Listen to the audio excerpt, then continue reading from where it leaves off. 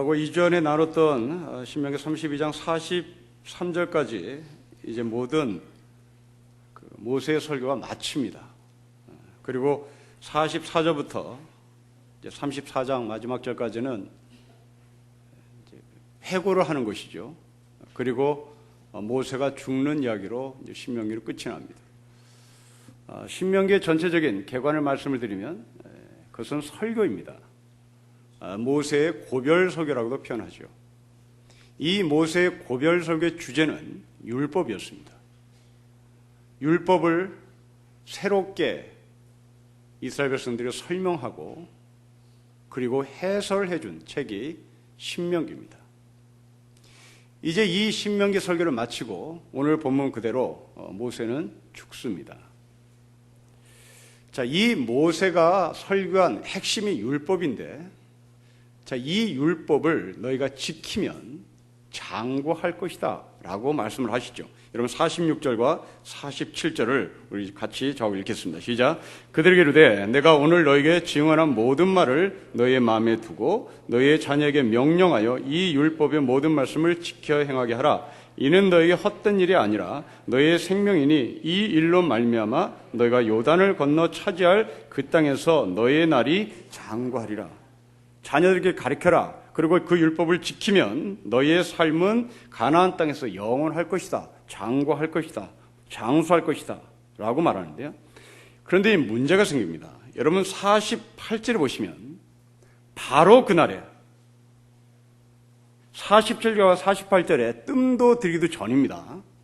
바로 그날에 여호와께서 모세에게 말씀하시기를 너 죽어. 여러분 46절과 47절에 율법을 지키면 오래 산다 그랬잖아요. 그 오래 살아야죠. 그러면 모세가 죽지 말아야 되는 거 아니에요.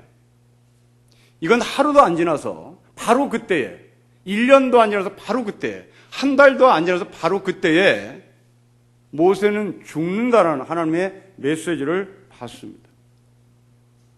46절, 47절과 얼마 시간도 지나지 않은 거의 찰나의 시간인데 이 찰나의 시간에 곧바로 48절에 모세 너는 죽어. 이게 도대체 뭐냐 말이죠. 모세는 율법을 지금까지 이스라엘 백성들에게 가르쳤고 설명했고 해설했습니다. 그리고 이 모세는 시내산에서 자기가 직접 율법을 받은 사람입니다. 아니 리더가 그렇다면 이 율법을 받은 사람으로서 율법을 지켰겠지요. 그런데 왜 이 모세가 죽어야 하는 말이죠. 그러면 자기가 한 말을 주워 담아야죠. 내가 잘못했어. 율법을 지킨다고 해서 오래 사는 게 아닌가 봐. 잘못 짚었나 봐. 여의가 아닌가 봐. 아니 죽어. 말을 바꿔야 되고 수정을 해야 하는데 오늘 본문에 이렇게 엄청난 모순과 비논리적인 이야기가 여기에 왜 소개되냐 하는 말입니다. 오늘 제가 여러분에게 율법을 지키세요. 그러면 여러분들은 장수합니다. 여러분 오래 삽니다. 그렇게 설교를 합니다. 그리고 제가 오늘 밤에 집에 가서 죽는다면, 내일 아침에 새벽에도 못 나온다면 이게 뭐예요? 그러면 결국 우리는 눈 감고 앙호하는 식이죠. 46절과 47절의 말씀을 믿는 척하는 것이고 48절에 죽는 것을 우리는 신뢰를 합니다. 굉장히 헷갈립니다. 설교를 마치면서 이스라엘 백성들에게 명확한 것을 전달해야 하는데 오히려 설교를 마치고 더 혼란스러운 결과를 가져옵니다. 대체 왜 그럴까 하는 겁니다. 여러분 모든 종교는 소위 경전을 갖고 있습니다. 이 경전이라고 하는 말은 경이라는 것은 기독교로 말하면 율법입니다. 어떤 원칙이죠. 그리고 저는 그 원칙을 근거로 해서 해석한 것을 말합니다. 유대교의 경전은 토라입니다. 근데 이 토라는 두 종류가 있습니다. 하나는 문서로 전달하는 문전 토라가 있고요. 하나는 말로서 이야기로서 흘러내려오는 구전, 구전하는 구전토라가 있습니다. 이게 경전입니다. 그러니까 경은 문전토라를 말하는 것이고요. 전은 구전토라를 말하는 겁니다. 이 문전토라를 전의 입장에서 해석한 것이 구전토라인데요. 이 구전토라는 여러분이 생소한 미드라시, 미드나 이런 것들이 있는데 여러분 귀에 익히 들어왔던 또 하나가 있습니다. 그것은 탈무드입니다. 이 탈무드는 문전토라를 근거로 해서 해석했던 이야기들을 글로 남겨 이스라엘 백성들에게 참고로 하라고 전달해준 책입니다. 이스라엘 백성들은 이 경전을 얼마나 소중히 여겼는지, 그리고 얼마나 제대로 잘 해석하기를 원했는지 이 유대인들에게 흘러나오는 문헌을 하나 보면 이런 말이 있습니다. 모세는 시내산에서 토라를 받았고 그는 그것을 여호수아에게 전달하였다. 여호수아는 장로들에게 전달했고 장로들은 예언자들에게 전달했고 예언자들은 위대한 회당 사람들에게 전달했다. 그들은 세 가지 원칙을 말한다. 판단을 신중하게 하라. 제자들을 키워라. 그리고 토라의 울타리를 쳐라. 이게 유대인들에게 남겨진 문헌입니다. 토라를 얼마나 소중히 여기는지, 모세가 율법을 받았고 그 율법을 여호수아에 줬고 여호수아는 예언자에게 주고 예언자는 위대한 회당장들에게 주고, 그래서 이 회당장들이 이것을 근거로 해석을 해야 하는데 세 가지 원칙에 근거해서 해석해야 된다. 판단을 신중하게 하세요. 제자들을 키우세요. 그리고 토라의 울타리를 치세요. 이 토라의 울타리를 치라고 하는 말은 함부로 아무거나 해석을 한 것을 이 탈무드, 미드라시 속에 집어넣지 마세요.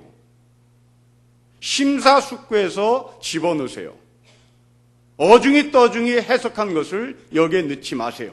요즘 우리 언어로 얘기하면 어중이 떠중이 설교를 여기에 집어넣지 마세요. 그런 얘기입니다. 여러분들이 집에서 기독교 방송을 틀어놓고 일을 할 겁니다. 그 기독교 방송에 수많은 설교들이 막 지나가는데 그 수많은 설교들 가운데 정말 건질 수 있는 설교가 과연 몇 개가 되는지 바로 그것을 의미하는 겁니다. 함부로 여기에 집어넣지 말아라. 울타리를 쳐라.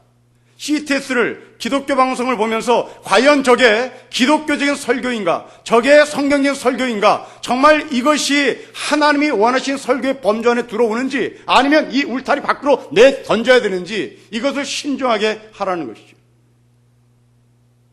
그러나 안타깝게도 우리는 그냥 교회에서 외쳐지는 모든 설교를 다 설교라고 인정하고 도대체 기독교적 가치가 전혀 담겨지지 않는 이 설교가 기독교 방송에게 버젓이 골든타임 시간에 등장합니다. 그리고 여러분들은 그것을 보고 그냥 고개를 끄덕끄덕 거리죠. 적어도 이스라엘 백성들은 그렇게 하지 않았습니다. 문헌으로 흘러내려온 바로 이 신명 같은 율법, 신명 같은 이 토라를 정말 제대로 된 회당장과 제대로 된 여자들이 정확하게 해석을 해서 가치 있는 하나님의 말씀을 이스라엘 백성들에게 전달한 겁니다. 자, 그렇다면 오늘 이 46절부터 48절의 모순, 이 논리 모순을 우리는 그냥 모순으로 던져야 할까? 아니면 이 모순된 하나님의 말씀을 해석을 해야 할까? 당연히 우리는 이것을 틀렸다고 던져서는 안 되고 여기는 해석을 해야 되는 숙제를 하나님께서 우리에게 넘기시는 겁니다. 그렇다면 오늘 우리는 이 본문을 마음 내키는 대로 해석을 해서는 안 되겠죠. 또 그렇다고 난 모르겠어 하고 손을 놓을 수도 없겠죠.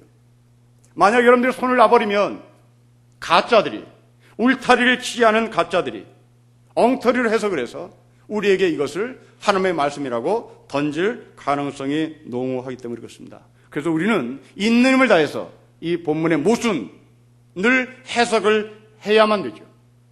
별 볼일 없는 이 목사의 도움을 받아 여러분들이 이 모순을 어떻게 뚫고 나가야 되는 겁니다.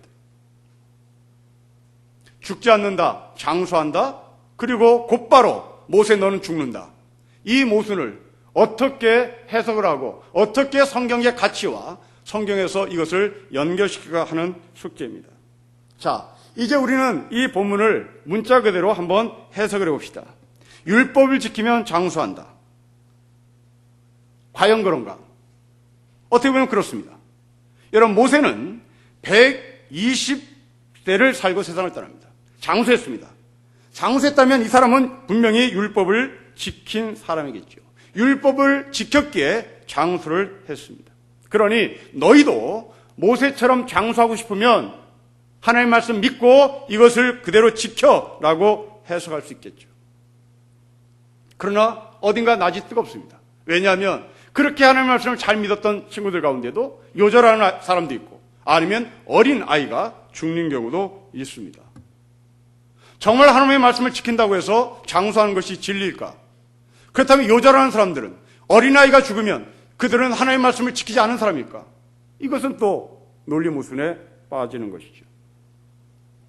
그래서 어떤 사람은 이것을 다시 변형시킵니다. 46절과 47절은 이스라엘 사람들에게 한 말이 아니라 이스라엘이라는 공동체에게 한 말이 아닐까? 이스라엘은 공동체가 율법을 지키면 나라가 망하지 않고 영원히 갈 것이다 라고 해석할 수도 있겠다. 그러니 이스라엘이 죄를 졌으니 모세가 죽고 이스라엘이 망하는 것이야 라고 해석할 수 있겠죠. 뭐 그럴 것 같습니다. 세 번째로 이스라엘이 죄를 졌으니 리더인 대표 모세, 네가 그들 다 뒤집어 쓰고 죽어. 그것이 성경이 말씀하시는 리더십이야 라고 연결시켜도 있겠죠. 뭐 리더가 가져야 할 책임은 분명합니다. 그러나 오늘 이 본문이 과연 리더십을 말하는 본문일까? 이스라엘 백성이 죄를 졌으니 네가 대신 책임을 져 라고 말하고 모세는 그래서 죽으면 되는가? 그렇지 않습니다. 여러분, 민수기에 보면 이 48절 49절 말씀, 이 말씀을 하나님이 모세에게 합니다. 가데스 바나에서 너가 지팡이로 바위를 쳐서 물을 만들었을 때 하나님이 모세에게 말씀합니다. 도대체 너는 왜 이렇게 의심이 많아? 하고 대단히 책망하죠. 모세가 지은 죄입니다. 그런데 오늘 본문은 이스라엘 백성들이 지은 죄라고 이야기합니다. 또 모순입니다. 신명기에서는 이스라엘 백성들이 지은 죄라고 얘기하고 민수기에서는 모세가 지은 죄로 우리에게 보여 하나님께서 모세에게 너는 왜 이렇게 의심이 많느냐라고 질문을 하죠. 그러니 어떻게 부분적으로 맞는 것 같은데 항상 결론에 가서는 또 여기서 모순이 생기고 결론이 딱 떨어지지 않습니다. 그리고 지금까지 해석한 이 해석을 냉정하게 평가해 보면 결국 우리는 문자주의의 해석일 뿐입니다. 율법을 지키면 장수한다. 율법을 지키지 않으면 죽는다. 이게 사람이 됐건 공동체가 됐건 그냥 1대1로 연결시키는 것이죠. 가장 쉬운 해석입니다. 성경은 이런 해석을 해석이라고 말하지도 않습니다. 근데 이런 해석을 들고 있는 사람들이 바로 IS 같은 사람들입니다. 이슬람의 IS, 기독교의 근본주의자들. 이 근본주의자들은 IS가 이슬람의 근본주의자고 기독교의 근본주의자들은 바로 사람을 죽여, 그러면 죽이는 겁니다. 이것이 어떤 배경과 어떤 상황 속에서 나왔는지에 대한 해석을 할 가치조차도 그들은 갖지 않습니다. 사람을 죽여, 그럼 문자 그대로 죽이는 겁니다. 오늘 본문대로 율법을 지키면 장수해, 그러니까 장수하고 싶으면 율법을 지켜, 이렇게 되는 것이죠. 아마 한국교회가 이런 해석 방법을 가장 많이 쓰는 교회 중에 하나일지 모릅니다. 거듭 말씀드리지만 우리는 예수를 잘 믿는 사람 가운데 장수하는 사람이 있고 요절하는 사람도 있고 어린애가 죽는 경우도 있습니다. 예수를 잘 믿는 것 가지고 장수하느냐 일찍 죽느냐 기준은 될 수 없습니다. 그런 해석은 오늘 본문에서 통하지가 않지요. 그러면 도대체 이게 뭘까 하는 겁니다. 우리가 이 본문을 해석하기에 더 한 걸음 들어가 보면 좋겠습니다. 자, 여러분, 모세와 율법이 도대체 어떤 관계가 있느냐의 질문을 하면 답이 나옵니다. 모세와 율법이 도대체 무슨 관계가 있을까요? 이 관계를 명확하게 보여준 신약의 한 사건이 있습니다. 바로 그 사건은 변화산에서 변화된 예수님의 사건입니다. 이 예수님이 변화산상에서 변화된 모습을 하고 있을 때 예수님을 중심으로 양옆에 두 사람이 서 있습니다. 한 사람은 모세요, 한 사람은 엘리야입니다.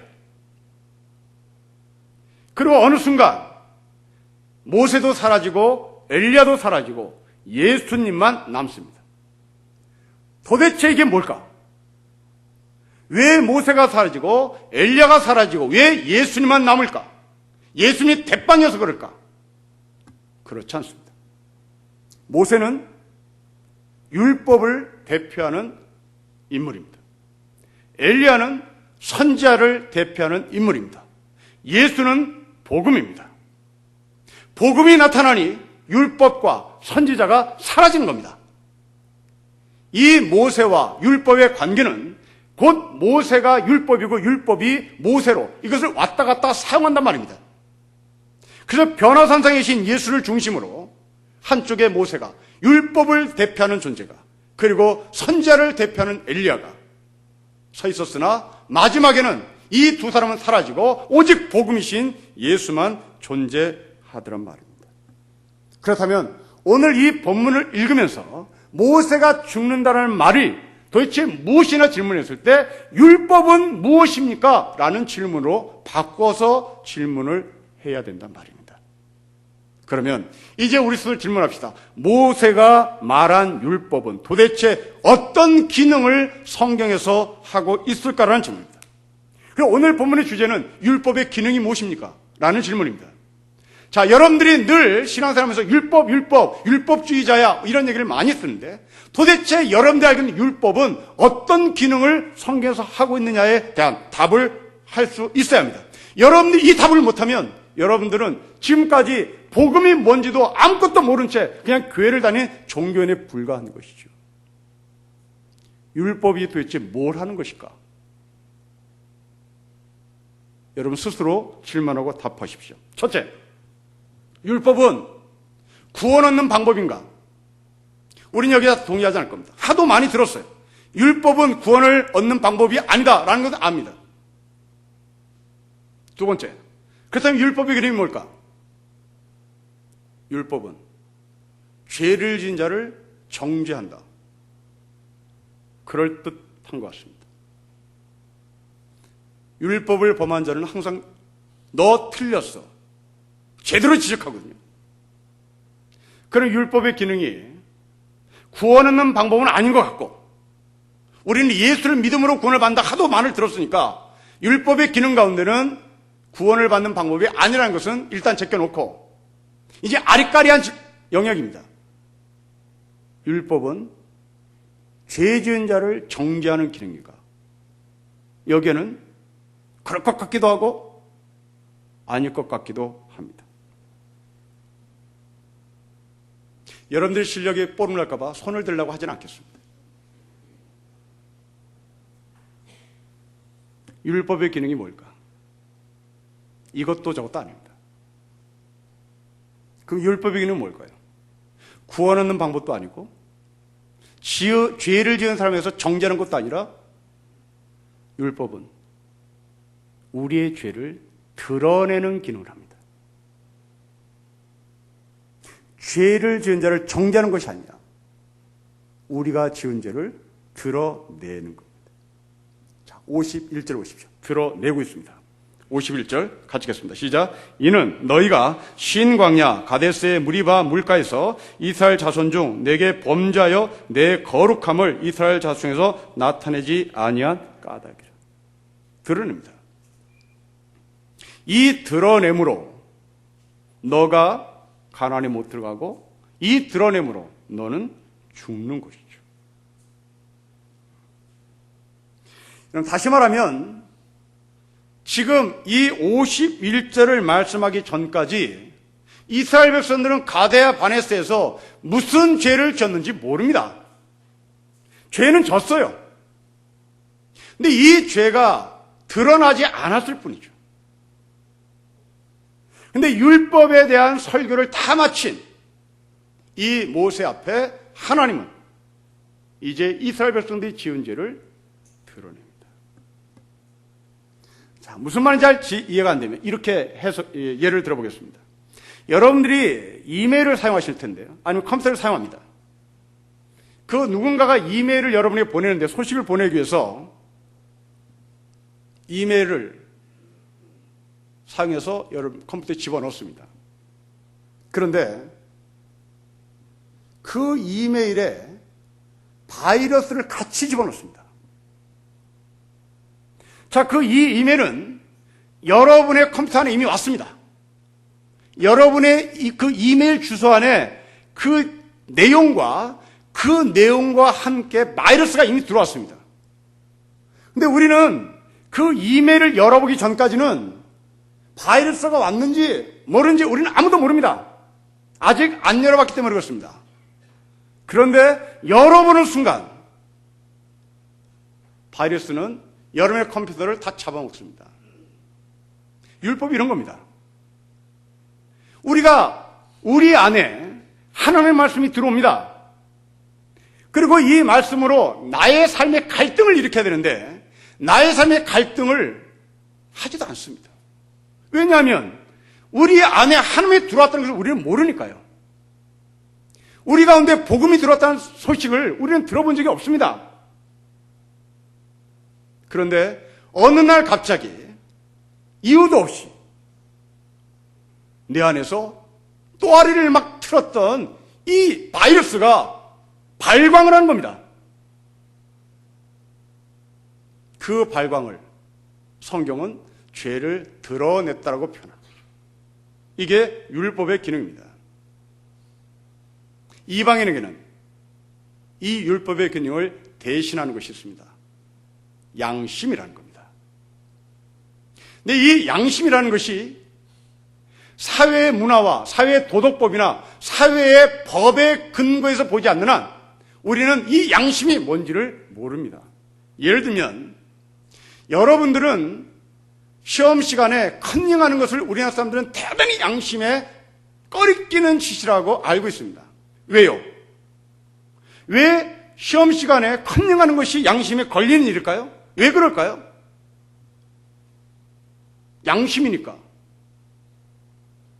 양심의 시험 볼 때 컨닝을 하면 안 된다고 어디 써 있나요? 그렇지 않습니다.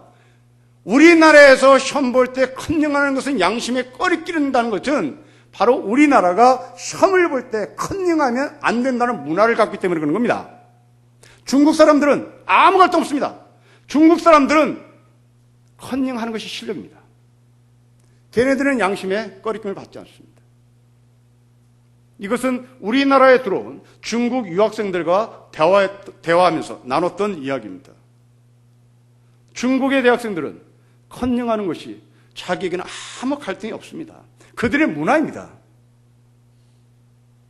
그러나 그들은 그들 나름대로 양심이 있겠죠. 우리가 알지 못하는 양심의 영역이 그들의 문화 속에 있을 겁니다.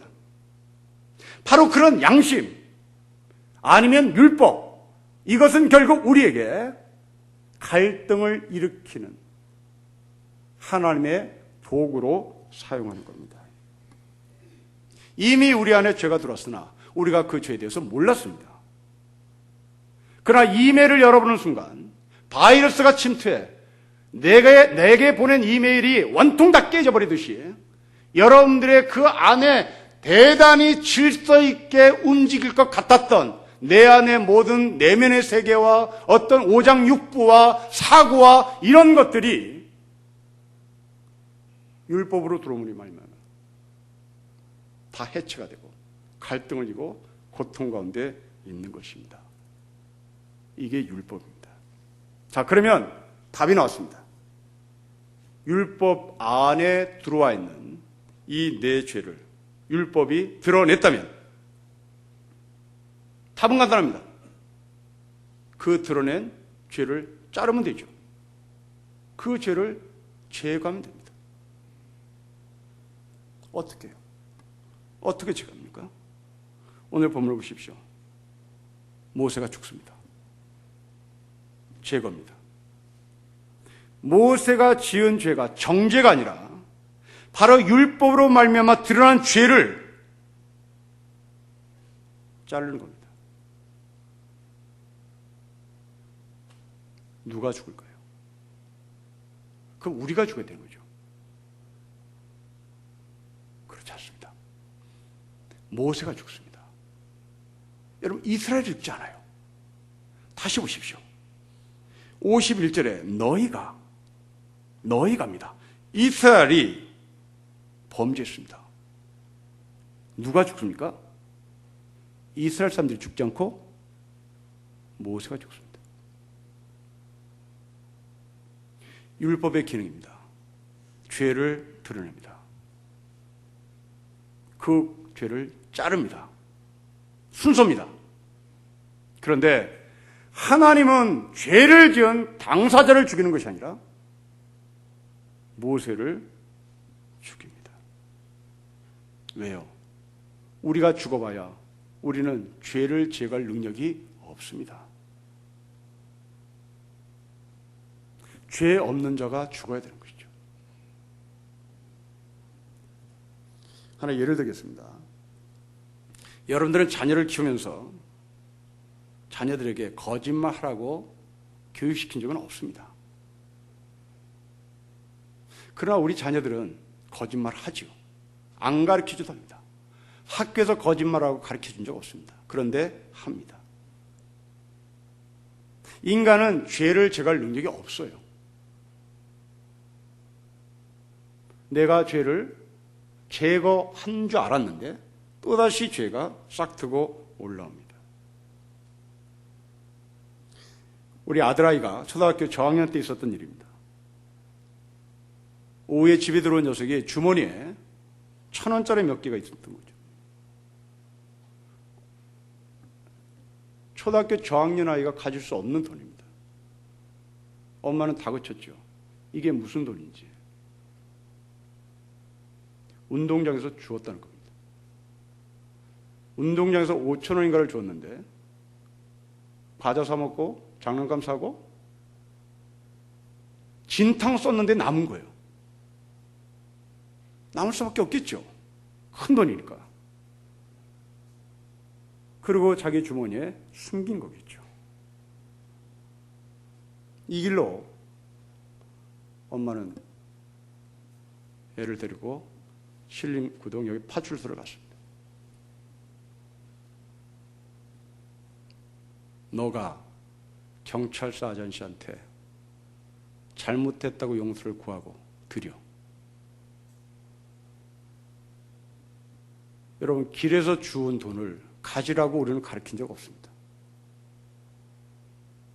그건 네 거 아니야. 네 거 아니라고 가르쳤습니다. 그러나 아이는 까먹었겠죠. 눈에 안 보이는 돈이니, 사람이 안 보는 돈이니 자기가 써도 된다고 생각했죠. 그러나 보는 눈은 엄마가 있습니다. 엄마는 아들의 눈만 봐도 뭐가 이상한 낌새를 알아차리죠. 그때 경찰 아저씨가 하시는 말씀이 지금도 우리 귀에 생생합니다. 이거 우리가 처리할 수 없는데 어떡하지? 그건 당신의 몫이고 우리의 몫은 갖다 줘야 되는 것이죠. 경찰서 아저씨가 덧붙입니다. 그냥 받은 걸로 하고 가져가세요.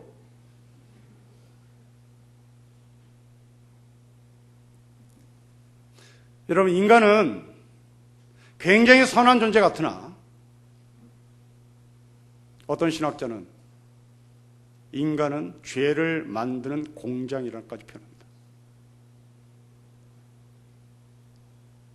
죄를 드러냈으면 자르면 되잖아요. 싹둑 자르면 되는 겁니다. 뿌리채 뽑히면 되는 겁니다. 그런데 안 되는 거예요, 인간에게는. 오늘 성경에 이스라엘을 죽이면 되는 겁니다. 이스라엘을 죽이면 더 이상 죄가 없다라고 결론 내릴 수가 있습니다. 그런데 왜 하나님은 이스라엘 사람들을 안 죽이냐 말이죠. 왜 모세를 죽이냐 말이죠.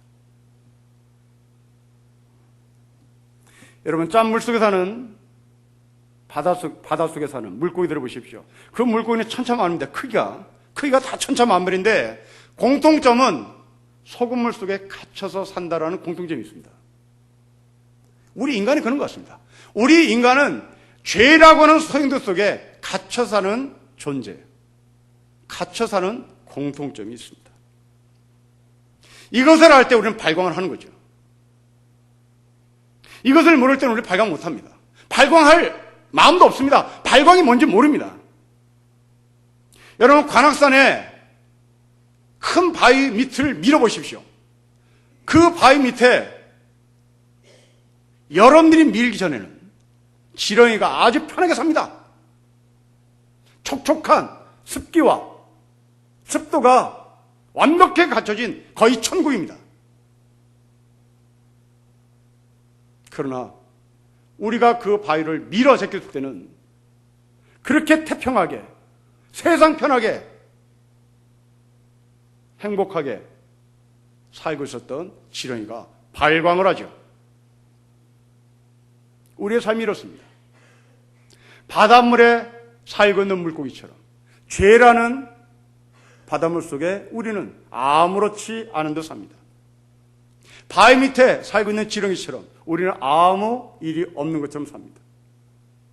그러나 바닷속에 있는 물고기가 무트로 나왔을 때 그 물고기는 발광을 하지요. 사도 바울은 이 발광에 대한 경험을 자기 서신서에 기록합니다. 내가 원하는 바 선을 행치 못하고 내가 원하지 않는 바 악을 행하는데 오 통제라, 나를 살려줄 사람이 누굴꼬, 날 구원해줄 자가 누굴꼬. 발광을 하고 있는 겁니다. 이 사망의 음침한 꼴짝에서 나를 구원할 자가 누군가고 외칩니다. 자, 누가 구원해 줄까요? 사도 바울이 사용하는 단어를 보십시오. 이 사망의 몸에서 나를 구원할 자가 누굴까? 라고 하는 이 질문을 용트림 쓰며 발광을 하는 이 바울의 이야기 속에 바울은 지금 시편 23편을 기억하고 있는 겁니다. 사망의 음침한 골짜기. 바울은 똑같은 단어를 씁니다. 사망의 몸에서 나를 구원해 줄 자가 누굴까? 사망의 음침한 골짜기에서 나를 구원해 줄 자가 누굴까? 질문이 똑같습니다. 시편 23편은 이 질문에 답을 합니다. 양이 스스로 그 골짜기를 나오지 않습니다. 양은 그 골짜기에서 다리가 부러졌을지 모릅니다. 아니, 양은 시편 23편의 말씀대로 머리에 상처가 나서 기름을 발라야 할 응급 환자입니다. 다리가 부러지고 머리가 깨져 피가 철철 흐르는 그 양에게 스스로 구원할 수 없고 스스로 사망의 음침한 곳에 빠져나올 수 없는 이 양에게 목자는 자신의 막대기와 지팡이로 그 양을 끌어냅니다. 바로 바울은 이 사망의 몸에서 나를 구원할 자가 누굴까라고 외치는, 나의 목자가 누굽니까? 라고 외치는 것이고, 나 지금 다리가 잘렸습니다. 나 지금 머리가 터졌습니다. 이제 나는 걸어갈 수가 없습니다. 나를 구원할 자가 누구냐라고 외치며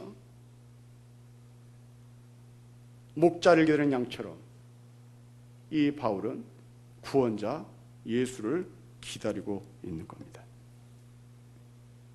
결국 율법은 우리가 애통하며 갈등하며 발광을 하며 내가 살아야 할 자리가 어딘지를 찾는 겁니다. 목자가 어딘지를 찾는 것이죠. 그래서 성경은 애통하는 자는 복이 있다고 말씀을 하는 겁니다. 여러분, 아랍 속담에 햇빛만 쏟아지는 곳은 사막이 된다는 말이 있습니다. 인생도 마찬가지입니다. 인생에 늘 햇빛만 쬐면 아마도 그 사람의 삶은 사막일지도 모릅니다. 인생은 햇빛도 있고 비도 와야 합니다. 인생은 검은 먹구름도 있어야 합니다. 눈물도 있어야 합니다. 그리고 발광하며 어찌할꼬 나를 이 사망에서 누가 건져내 줄까 하고 외치는 자리에 가야 우리는 비로소 복 있는 자리에 와 있다는 것을 확인하는 것이고, 내 스스로 내 인생을 책임지지 못하고 나를 살리시는 목자이신 예수 그리스도를 바라보는 겁니다. 신앙생활도 마찬가지입니다. 눈물과 애통은 우리를 복 있는 자리에 갖다 놓습니다. 눈물 골짜기를 통과하지 않는 신앙은 듬직한 신앙의 모습을 가질 수가 없습니다. 어떤 신학자는 얘기합니다. 신앙은 눈물을 먹고 자란다고. 그래서 우리는 기도할 때 웃으면서 기도하지 않습니다. 우리는 기도할 때 얼굴을 찌푸리고 기도합니다. 눈물로 기도합니다. 그것은 한탄하는 눈물이 아닙니다. 바로 복 있는 눈물인 것이죠. 예레미야의 눈물을 기억하십시오. 자기 민족을 위하여 애통해합니다. 발광을 합니다. 그리고 살려달라고 외칩니다. 세례요한을 보십시오. 천국이 가까웠다고 외칩니다. 그는 햇볕에서 외치지 않습니다. 그는 양지 바른 곳에서 외치지 않습니다. 그는 모든 사람이 등 돌린 광야에 나가서 이 하나님의 말씀을 외칩니다. 결론입니다. 변화산상에서 모세는 사라졌습니다. 변화산상에서 엘리야는 사라졌습니다. 변화산상에 오직 예수만 남습니다. 우리의 율법은 예수를 통해서 완성되는 겁니다. 율법은 우리의 죄를 드러내는 것이고, 이 죄가 드러났다면 우리는 그것을 잘라야 할 것인데 우리 스스로 자를 능력이 없어. 하나님께서 모세를 죽이듯이 우리는 예수 그리스도를 십자가에 못 박는 겁니다. 그 예수 그리스도께서 우리의 모든 죄를 다 끌어안고 돌아가셨습니다. 우리는 그로 인하여 자유했고, 우리는 복의 삶이 무엇인지 알았습니다. 늘 이 복의 자리에 내가 와 있는지를 확인하기 위해서 우리는 애통하고 어찌할꼬 이 사망에서 나를 구원할 자가 누굴까 외치고 또 외치는 가운데 목자이신 예수께서 여러분들의 삶을 구원해내고 구출해내시고 우리를 복 있는 자리에 갖다 놓으시는 하늘의 약속이 주 예수 그리스도에 있다는 것을 확인하는 거룩한 주의 백성이 되시기를 주의 이름으로 축복합니다. 기도하겠습니다. 하나님 아버지, 율법을 잘 지키면 장수한다고 말하고 곧바로 이 모세가 죽는 이 이야기가 우리에게 어떤 메시지인지 해석했습니다. 오나옵기는 우리의 죄를 드러내는 율법으로 말미암아 갈등하고 고민하고 애통해야 할 때 나를 대신해서 죽으신 예수의 십자가 앞에 우리가 서게 하시고 그 십자를 통하여 모든 것들이 회복되고 아버지 하나님의 자녀인 것을 확인하고 하나님의 언약의 약속 가운데 저희가 살아가는 복 있는 삶이 되게 하여 주십시오. 주 예수 그리스도의 이름으로 기도합니다. 아멘.